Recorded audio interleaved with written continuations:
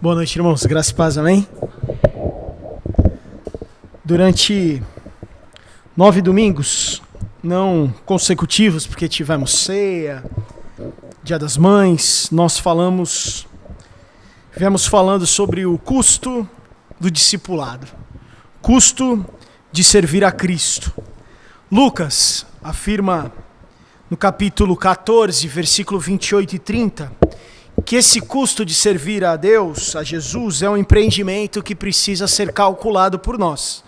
Ele diz o seguinte, Lucas 14, 28 e 30, você não precisa abrir, diz assim: qual de vocês, se quiser construir uma torre, primeiro não se assenta e calcula o preço, para ver se tem dinheiro suficiente para completá-la?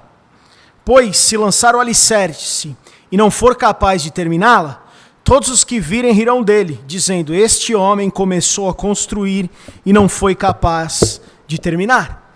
Eu passo por vários prédios aí em Santos e eu falo: caramba, o prédio está há 10 anos aqui, não é terminado. Alguém não fez o cálculo certo, alguém não teve condições de terminar.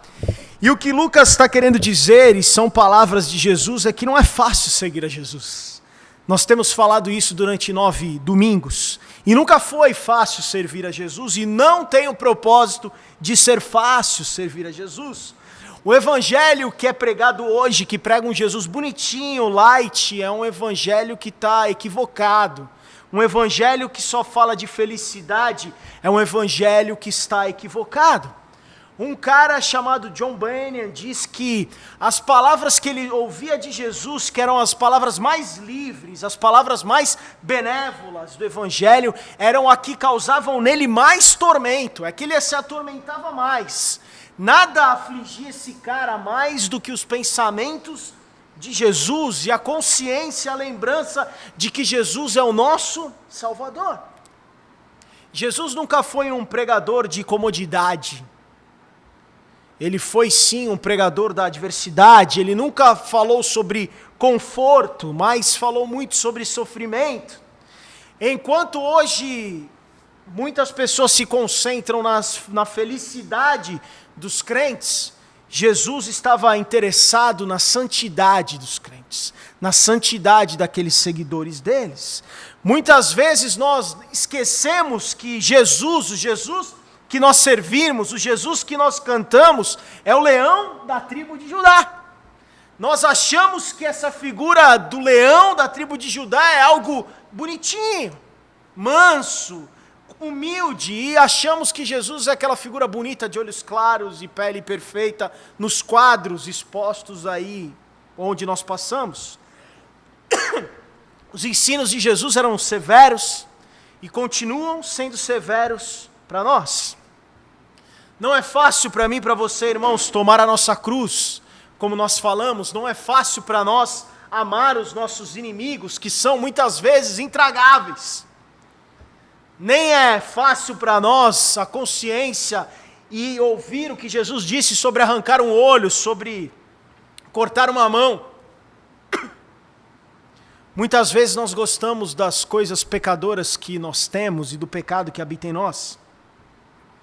Ainda assim, irmãos, pode ser que durante esses domingos você tenha concordado ou não com o que nós pregamos e o que falamos. Ou provavelmente você pode ter ouvido a mensagem e ter achado que aquilo serve para o irmão que está do teu lado, ou para alguém que está na tua casa, ou para alguém que você conhece. Se eu e você não acreditarmos, irmãos, que nós estamos numa vala bem funda, a 3 metros de profundidade, talvez a gente não vá achar que uma escada pode nos trazer alívio. O aspecto mais difícil de todos para nós, irmãos, é a capacidade de nos julgar corretamente. E o que eu quero falar com os irmãos nessa noite, finalizando essas mensagens que falam do custo de servir a Jesus, é sobre a capacidade que eu e você devemos ter de nos julgar corretamente. Se nós formos verdadeiros discípulos de Cristo, nós devemos nos avaliar constantemente. Reconhecer o nosso pecado, reconhecer as nossas falhas. E ter certeza, irmãos, que há consequências reais do pecado. E se nós pensarmos que essas consequências são drásticas e dramáticas e podem, por exemplo, nos levar para o inferno, nós precisamos prestar atenção e nos avaliar corretamente. Só quando eu e você aceitamos os ensinos de Cristo, por mais duros que eles sejam, e seguimos isso sem hesitar, é que nós seremos considerados verdadeiros discípulos de Cristo. E o texto para nós nessa noite está em Mateus 7, você pode abrir comigo.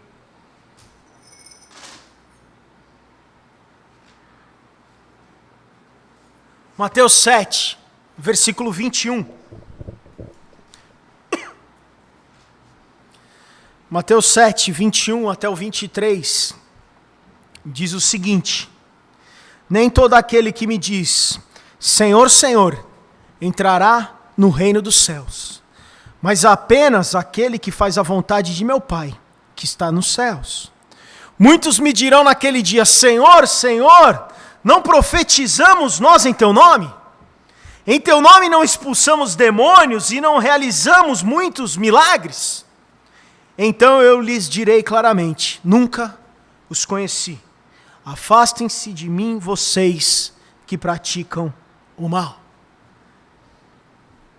Eu confesso que me dá um frio na espinha quando eu leio esse texto. Por muitas vezes eu li ele durante essa semana. Talvez se Jesus tivesse dito, naquele dia, os que são ateus, os pervertidos, as pessoas que matam criancinhas e cometem práticas horríveis, esses eu vou dizer que eu nunca conheci, talvez não seria uma surpresa para nós. Mas as pessoas que Jesus citam aqui, se dirigem a Jesus o chamando de Senhor. E Jesus continua dizendo que essas pessoas profetizaram, expulsaram demônios, fizeram milagres. E quando eu me analiso, irmãos, e quando eu me julgo, eu vejo que eu nunca profetizei, eu nunca expulsei nenhum demônio, eu nunca fiz nenhum milagre. E se essas pessoas que fizeram isso não são conhecidas por Jesus, o que seria de mim? O que é que vai acontecer comigo? Às vezes, todos esses sinais que nós citamos, milagrosos, muitas vezes são considerados importantes para uma relação verdadeira com Cristo. E é exatamente esse o problema. E é exatamente essas pessoas que são citadas e condenadas por Jesus nesse sermão. Num outro exemplo, em Atos 19:15, um espírito maligno responde, para aquelas pessoas que estavam usando o nome de Jesus para tentar expulsá-lo, fala assim, Jesus eu conheço, Paulo eu sei quem é, mas quem são vocês? Quem são? Jesus não conhece, nem os espíritos malignos conhecem, quem são vocês? O tempo todo aqueles homens que falaram Senhor, Senhor, acreditavam que mantinham uma relação com Jesus, mas estavam perdidos. Jesus nunca conheceu aquelas pessoas. Estavam invocando o nome de Jesus como uma fórmula mágica, como sem ter nenhuma relação com Ele. Os fariseus estavam extremamente enganados. Eles se achavam os santos, os maiores em religiosidade, mas na verdade Jesus disse que eram víboras, eram hipócritas.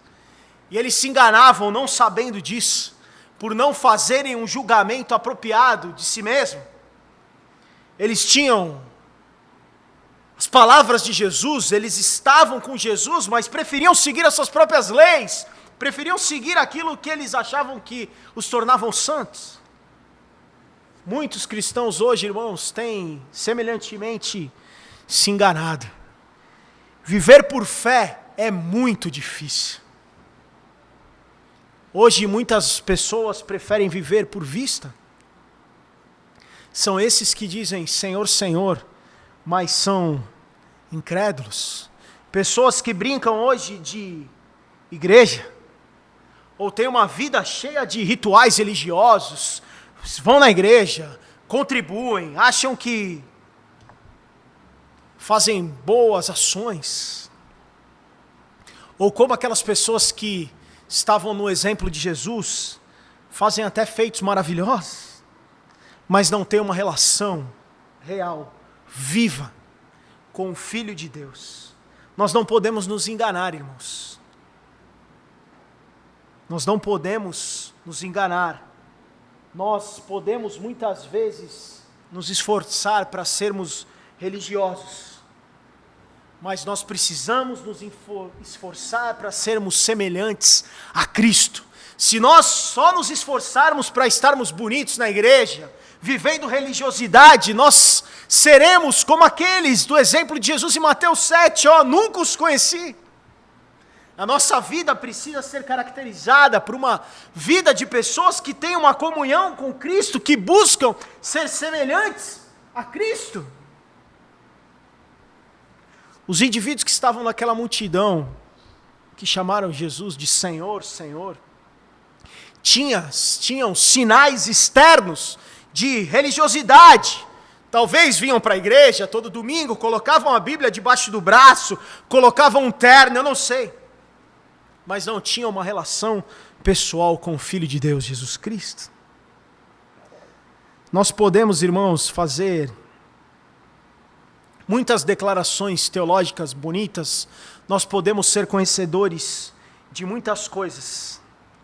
Nós podemos, como diz o texto, profetizar, expulsar demônios, fazer milagres. Nós podemos cair e dizer que somos cheios pelo Espírito de Deus. Mas se nós não deixarmos o pecado de lado, se nós não carregarmos as nossas cruzes, se nós não amarmos os nossos inimigos, se nós não sofremos pela causa de Cristo, tem algo errado, irmãos. Tem algo errado. E aí, o julgamento para nós nessa noite, a análise para nós depois de 9 semanas, é como Deus pode salvar alguém como eu? Pecador, miserável. Toda vez que nós nos comparamos com Cristo, com Jesus, nós vamos nos achar em falta.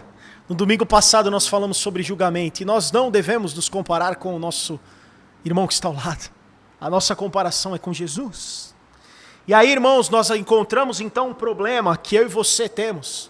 Eu tenho um problema comigo e você tem um problema com você, não com os outros. Não com quem está ao nosso lado, na nossa casa, na nossa família, o nosso cônjuge, não. Nós precisamos ter a capacidade de nos examinar diariamente, de nos julgar diariamente. Os versículos 22 e 23 de Lucas 7 falam desses caras que tinham verdadeiramente feito milagres, verdadeiramente expulsado demônios, tinham profetizado. Agora, se esses feitos, irmãos, realmente aconteceram, a capacidade de realizá-los só pode ter vindo de 2 fontes. Uma fonte é Deus e a outra é Satanás. E levando em conta que Jesus diz para aqueles homens, eu nunca conheci vocês, nós podemos concluir então que a fonte da profecia daqueles homens, dos milagres, era o diabo. João 8,44, Jesus diz que esse Satanás é o pai da mentira. E se ele é o pai da mentira, irmãos, então ele é o melhor dos mentirosos. E então a sua habilidade para enganar eu e você é incrível. 2 Coríntios 11, versículo 14, diz o seguinte: isto não é de admirar, pois o próprio Satanás se disfarça de anjo de luz. Ele é o enganador, ele é o pai da mentira. Nós podemos analisar, vendo esse texto, irmãos, que o diabo está disposto a até perder temporariamente para obter um ganho longo. Ele permitiu que esses homens fizessem milagres em nome de Deus, fizessem profecias em nome de Deus, mas na verdade, Jesus nunca conheceu esses homens. Satanás concorda em curar alguém temporariamente, ou expulsar demônios, que são os seus próprios servos, para enganar essas pessoas. E essas pessoas então levaram uma vida achando que estavam fazendo a obra de Deus. E no versículo 23 de Mateus 7, Jesus fala, eu nunca os conheci. Eu não conheço vocês, eu não sei quem vocês são. E quando alguém diz que não conhece, nos conhece, irmãos, é porque falta relacionamento. Falta uma relação, uma ausência de relação, e havia uma ausência de relação dessas pessoas com Jesus. Se nós precisamos nos analisar, irmãos, a pergunta para nós nessa noite é como saber que somos então verdadeiramente discípulos de Cristo? A salvação, irmãos, que nós recebemos não depende do que fazemos. Nós fomos alcançados por graça. E muitas vezes nós nos afastamos da ideia que boas obras são sinais de uma fé genuína, baseado nessa salvação que recebemos pelo sacrifício de Jesus naquela cruz, que foi de graça. Não cremos que a salvação seja uma recompensa pelo que fazemos, não. Nós não podemos fazer nada para sermos salvos, nós não podemos fazer nada para aumentar o amor de Deus por nós. Cremos inteiramente que a salvação é pela graça, por meio da fé. É o que diz Efésios 2, versículo 8 e 9, pois vocês são salvos pela graça, por meio da fé. Isso não vem de vocês, é dom de Deus, não por obras, para que ninguém se glorie. Se fosse por obras, então seria uma competição. Quem está mais bonito, quem faz mais obras, quem vai na igreja a todos os cultos, quem não falta na oração, quem dá mais dízimo, não. A salvação é pela graça, irmãos, e Efésios diz que isso não vem de nós. Nós não podemos fazer nada para sermos salvos, isso vem de Deus. Porém, irmãos, a pessoa que é verdadeiramente nova criatura, a pessoa que é verdadeiramente um seguidor de Cristo, transformada à imagem do Filho de Deus, tem de dar frutos desta transformação. Isso não quer dizer que o fruto é uma pré-condição, um pré-requisito para sermos salvos, para sermos convertidos. Na verdade, irmãos, o fruto, a boa obra, é um subproduto necessário, baseado na salvação que recebemos de graça. Nós vemos Jesus usar isso o tempo todo, usar vários exemplos de frutos, indicando a produtividade, indicando a vida do crente. Jesus diz numa oportunidade que a árvore que não produz bom fruto precisa ser cortada, não é uma árvore boa. E quando eu e você, irmãos, temos a capacidade de nos julgar, de nos autoavaliar, isso permite, irmãos, ter a certeza que nós seremos recebidos por Cristo, para morarmos lá no céu. Nós somos realmente discípulos de Cristo. Muitas vezes nos enganamos. E quando nós nos avaliamos constantemente, irmãos, nós precisamos ter o cuidado de não cairmos em engano. E existe 5 coisas rápidas que eu vou falar para os irmãos nessa noite, que são, de alguma maneira, cheques que a gente pode fazer, análises que nós podemos fazer. A primeira delas é assim: eu realmente me entreguei a Jesus Cristo? Eu realmente aceitei a Jesus como meu único e suficiente Salvador? Cada um de nós precisa receber Jesus. Por mais maravilhoso que seja conhecer a Jesus, muitos de nós, como eu, nasceram em lares que são cristãos. Os pais já levavam desde pequenininho. Ainda assim, irmãos, existe um momento que eu e você ou já tomamos ou precisamos tomar uma decisão. Conscientemente, quando chegamos numa idade, podemos falar: será que essa vida inteira, esses 7, 8 anos, 10 anos que eu estou indo na igreja, isso que meu pai está me levando, é isso realmente que eu quero? Temos de tomar a decisão de seguir a Jesus. E quando fazemos isso, então nós vamos nos tornar novas criaturas. Há pessoas, irmãos, que vão na igreja a vida inteira, mas não conhecem Jesus como Senhor e Salvador. São essas pessoas que Jesus diz: nunca os conheci. Mas eu era batizado, mas eu ia na igreja, mas eu dizimava, mas eu orava. Eu nunca os conheci.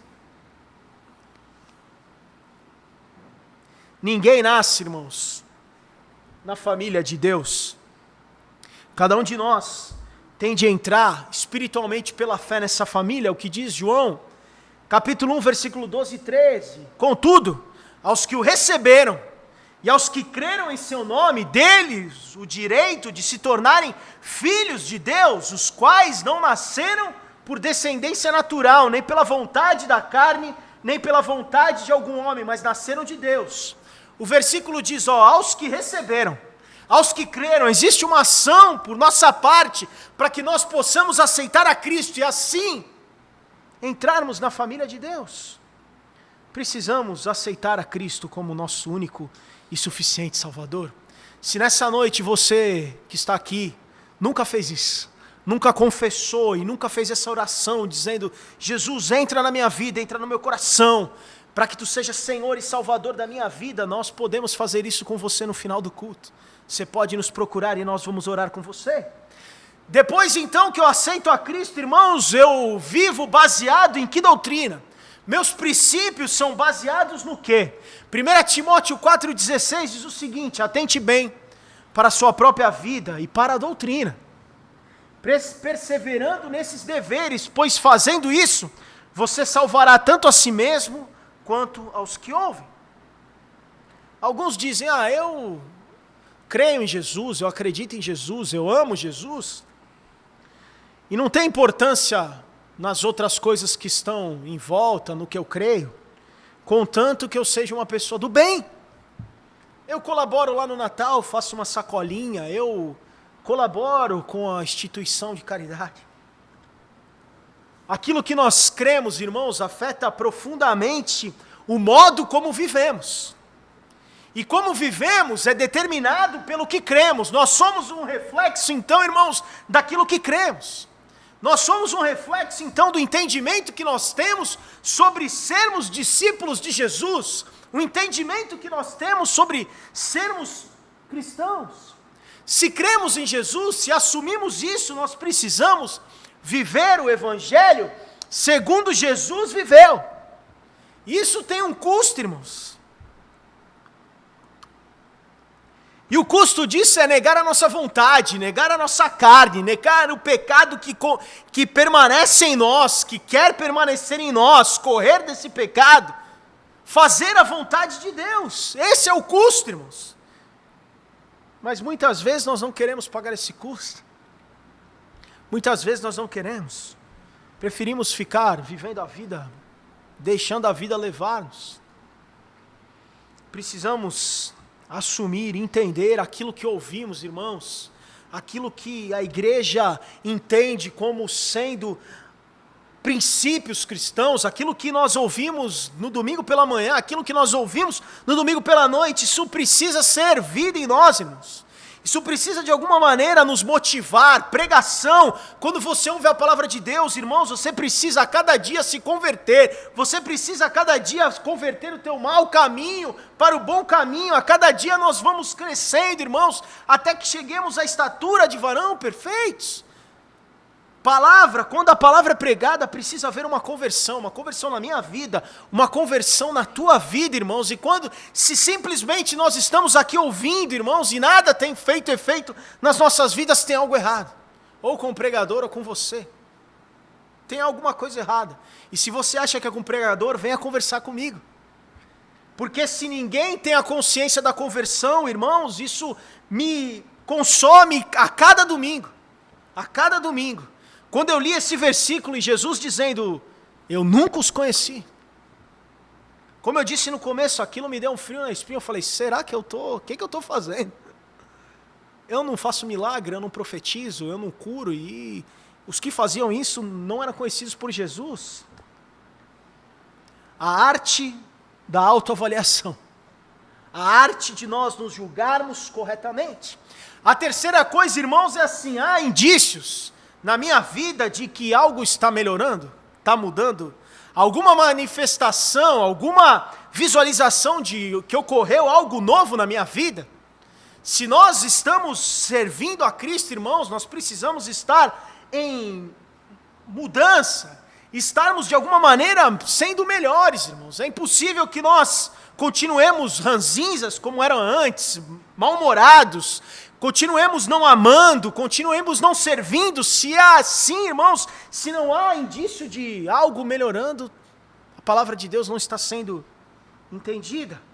E procurar os frutos, irmãos, disso é o modo de nós discernirmos. Embora seja muito difícil para nós determinar qual fruto você deve dar, qual a boa obra que você tem que fazer, é evidente que se nós acharmos que essas boas obras estão restritas a atos milagrosos, atos sobrenaturais, nós estamos enganados, porque Jesus condenou esses atos, as pessoas que faziam esses atos. 1 Coríntios 13, Paulo está dizendo, você pode falar a língua dos anjos, você pode possuir uma fé que remove montanhas, você pode dar a vida por outras pessoas, mas nada disso será verdadeiro, será honesto, nada disso será válido se não for motivado pelo amor. Deus considera inútil atos que são sem amor, sem misericórdia, sem justiça. Tiago, capítulo 1, versículo 27, resume a religião, resume talvez a maneira de seguir a Cristo de uma maneira extremamente prática. E Tiago diz o seguinte, no versículo 27 do capítulo 1, a religião que Deus, o nosso Pai, aceita como pura, imaculada é essa: cuidar dos órfãos e das viúvas em suas dificuldades e não se deixar corromper pelo mundo.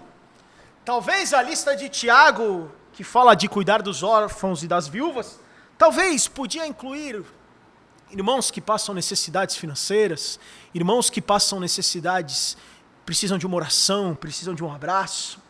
O importante, irmãos, para nós, é que essa religião que Deus aceita, que Tiago fala que é pura e imaculada, é uma religião de serviço, é uma vida de serviço, uma vida de suportar uns aos outros, é uma vida de amar o próximo como você ama a si mesmo.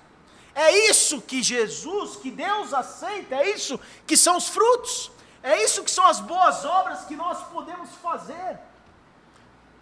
Se nós vivermos só em palavras, será vazio. Eu posso falar, eu creio em Jesus, mas se eu não tiver frutos, irmãos, que mostrem que a minha fé em Jesus é viva, eu posso enganar você, você pode achar que eu sou um baita crente, um baita cristão, mas é esses que Jesus fala, eu nunca conheci vocês. Nós não podemos enganar a Deus, não podemos enganar a Deus. A fé na salvação, que é de graça, que nós falamos, é uma fé que produz frutos, é uma fé que produz boas obras. Ao menos, irmãos, que você se converta e morra no segundo seguinte, como aconteceu com aquele ladrão lá na cruz, que falou para Jesus, tem misericórdia de mim. Jesus falou, se liga, daqui a pouco a gente vai se encontrar lá no paraíso. Aquele homem estava preso, não teve possibilidade de fazer nenhuma boa obra, não teve possibilidade de fazer nenhum fruto. Sem essa condição, irmãos, se nós aceitamos a Jesus, se nós cremos que somos salvos cristãos, irmãos, nós precisamos ter bons frutos. A fé desacompanhada de boas obras é uma fé que é morta. Efésios 2:10 diz o seguinte, porque somos criação de Deus, realizada em Cristo Jesus, para fazermos boas obras, as quais Deus preparou de antemão para que nós as praticássemos. Nós somos criados para fazer boas obras, irmãos. Nós somos criados para isso. Se vivermos isso, irmãos, nós teremos talvez com certeza, na verdade, um relacionamento verdadeiro com Deus, com Jesus, e talvez nós aí seremos conhecidos. Vocês não profetizaram, não fizeram milagre, mas vocês amaram, mas vocês serviram, mas vocês estenderam a mão, mas vocês carregaram a sua cruz, vocês amaram os inimigos, vocês arrancaram, se preciso, o pecado, olha, aquilo que estava incomodando, é vocês que eu conheço. É vocês que têm um relacionamento comigo. Essas boas obras vêm depois da salvação, irmãos. As boas obras, os frutos, são um subproduto da fé salvadora. e não um pré-requisito. Nada que eu e você façamos pode nos aproximar mais de Deus. Agora, a vida que vivemos, os frutos que damos, as boas obras que fazemos são um teste, irmãos, determinante da nossa fé, se ela é genuína ou não. A quarta coisa, eu consigo ver um crescimento de longo prazo na minha vida cristã. Como eu ando a minha vida de oração? Como anda a minha vida de estudo da palavra? Como anda o meu envolvimento com a igreja? A minha frequência? A minha participação? Como anda a minha vida em relação ao pecado? Como anda isso? Eu fiquei pensando nisso, irmãos, e eu pensei que a vida cristã é como uma reeducação alimentar. Você pode, irmãos, fazer como eu, milhares de regimes. Você pode fazer o Ducan, você pode fazer o cetônico, você pode fazer Herbalife, você pode fazer o da maçã, o que for. Mas é o seguinte, sem reeducação alimentar, a gente engorda de novo, irmãos. Eu já pesei 15 quilos a menos do que eu peso hoje. E se eu ficar comendo só proteína essa semana, eu emagreço 5 até sexta-feira. Mas aí semana que vem eu como 18 pedaços de pizza e engordo de novo. Nós muitas vezes achamos que a vida cristã, a igreja, é algo para nos dar uma bênção imediata. Preciso de algo instantâneo, preciso de algo rápido para a minha necessidade. Mas não, irmãos. Nós precisamos, como uma reeducação alimentar, nós precisamos mudar os nossos hábitos e servir a Cristo, irmãos. Estar numa igreja é muito mais se dar do que receber. E é esse o problema dos cristãos hoje, não entendem isso. Nós não entendemos, nós achamos que estamos aqui na igreja só para receber. Só para receber. Não, eu preciso resolver meus problemas, tenho conta para pagar amanhã, eu tenho uma enfermidade, eu tenho meu marido que quer terminar o casamento comigo, e nós achamos que a igreja simplesmente tem que resolver todos os nossos problemas, e nós podemos tratar com Deus como se fosse um gênio da lâmpada, e nós fazemos 3 pedidos e tudo está resolvido. Nós precisamos crescer, irmãos. Nós precisamos amadurecer. E Efésios 4, versículo 11 e 15 diz o seguinte: e ele designou alguns para apóstolos, outros para os profetas, outros para evangelistas e outros para pastores e mestres, com o fim de preparar os santos para a obra do ministério, para que o corpo de Cristo seja edificado, até que todos alcancemos a unidade da fé e do conhecimento do Filho de Deus, e cheguemos à maturidade, atingindo a medida da plenitude de Cristo. O propósito é que não sejamos mais como crianças, levados de um lado para o outro pelas ondas, nem jogados para cá e para lá por todo o vento de doutrina, e pela astúcia e esperteza de homens que induzem ao erro. Antes, seguindo a verdade em amor, cresçamos em tudo naquele que é a cabeça, Cristo. Nós precisamos crescer, irmãos. Nós precisamos avançar. E isso será visto nas nossas vidas, nas nossas atitudes, nos nossos frutos, nas nossas boas obras. A quinta coisa, irmãos, é que nós precisamos ser sinceros conosco mesmo. Você precisa ser sincero com você mesmo. Entenda uma coisa. Nós somos justificados por Cristo. E justificação é um termo que é usado para descrever a nossa posição diante de Deus. É algo que acontece uma vez na nossa vida. No momento da nossa conversão a Cristo, nós fomos justificados. Quando nós professamos a nossa fé na obra salvadora de Jesus, no sacrifício de Jesus em nosso favor, então nós fomos justificados. E não há nada, mais uma vez eu digo isso, que nós possamos fazer para ganhar isso, ou aperfeiçoar isso.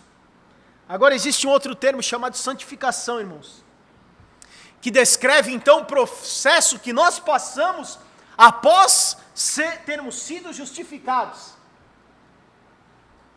E é esse processo de santificação que nos torna mais parecidos, cada vez mais segundo a imagem e semelhança de Cristo.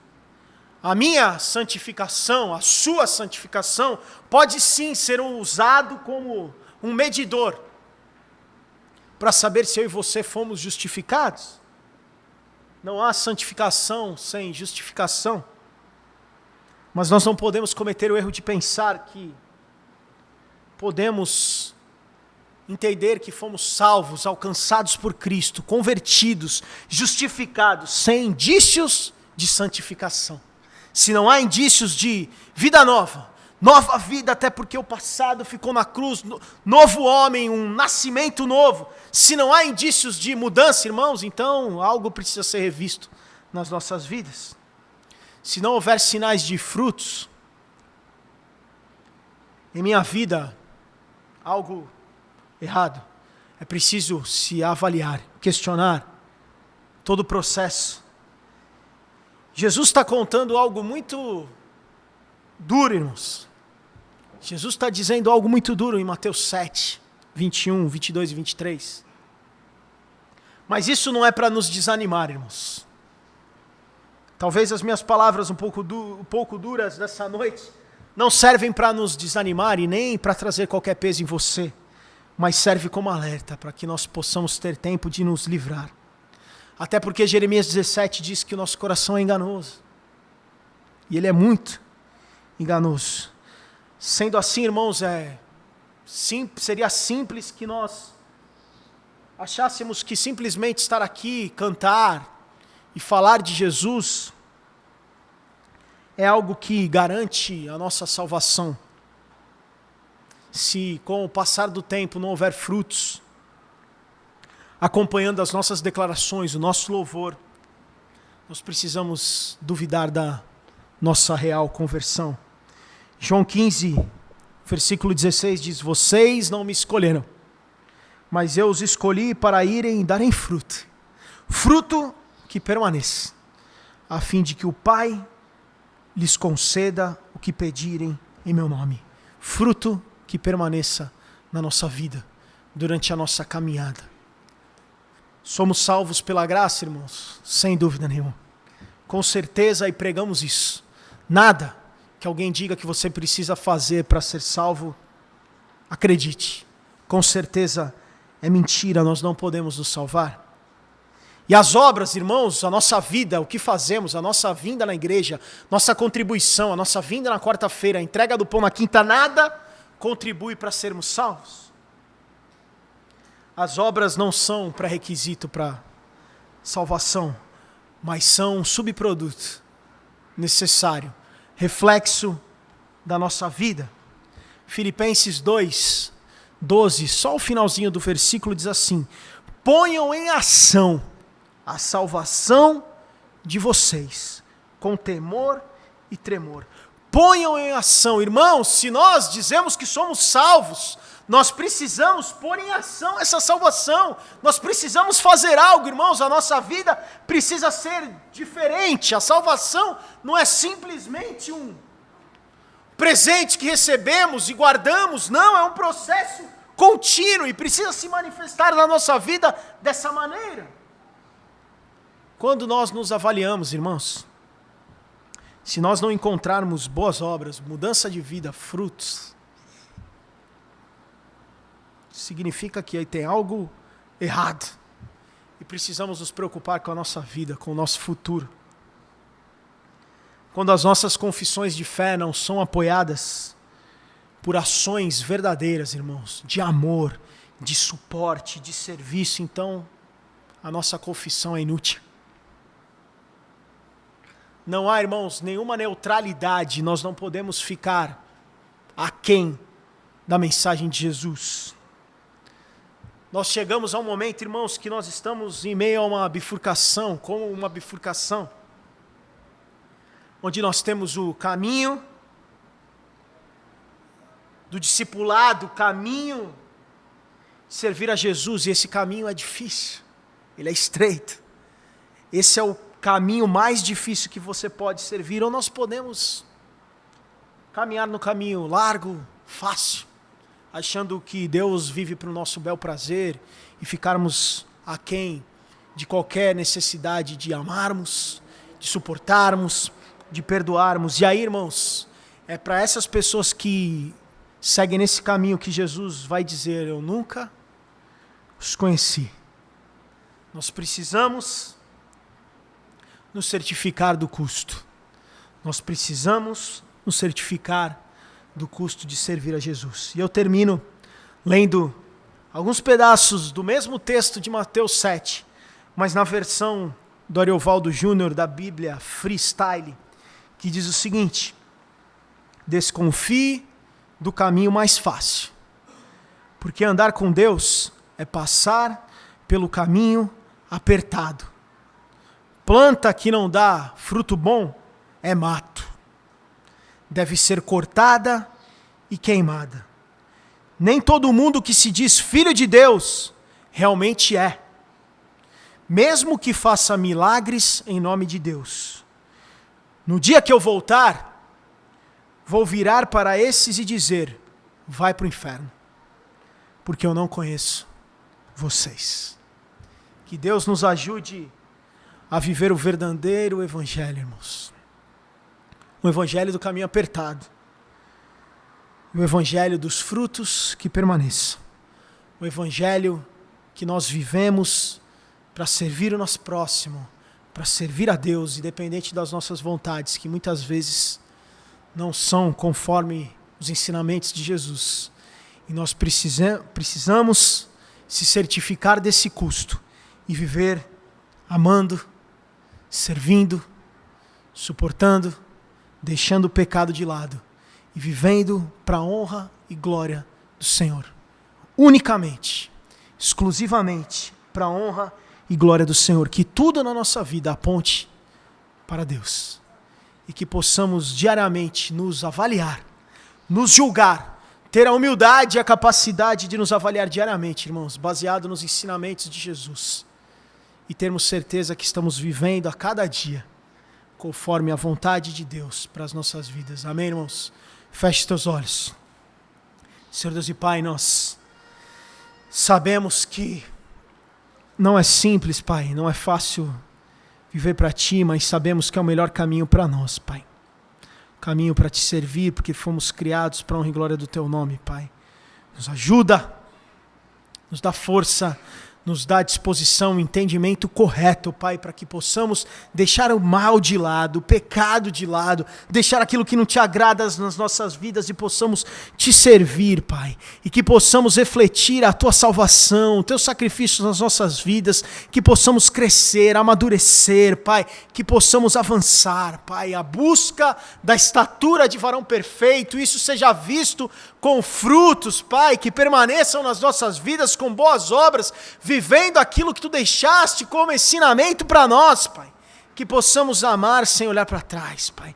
Que possamos nos suportar, Pai. Que possamos perdoar 70 vezes 7. Que possamos pegar a nossa cruz diariamente, Pai. Que possamos não julgar, Pai, incorretamente, Pai. Que possamos, se preciso, Pai, arrancar o olho, arrancar a mão, aquelas coisas que, Pai, que nos condenam, que nos aprisionam, Pai, nos ajuda, Pai. Nos ajuda a sermos humildes, mansos, Pai. Nos ajuda a viver para Ti, Pai. Porque é a melhor escolha que fazemos diariamente, Pai, Te servir, Pai. E que tudo seja para a honra e glória do Teu nome nas nossas vidas, Pai. Em nome de Jesus. Amém. Amém, queridos? Possamos viver para Deus. É a melhor escolha que fazemos nas nossas vidas.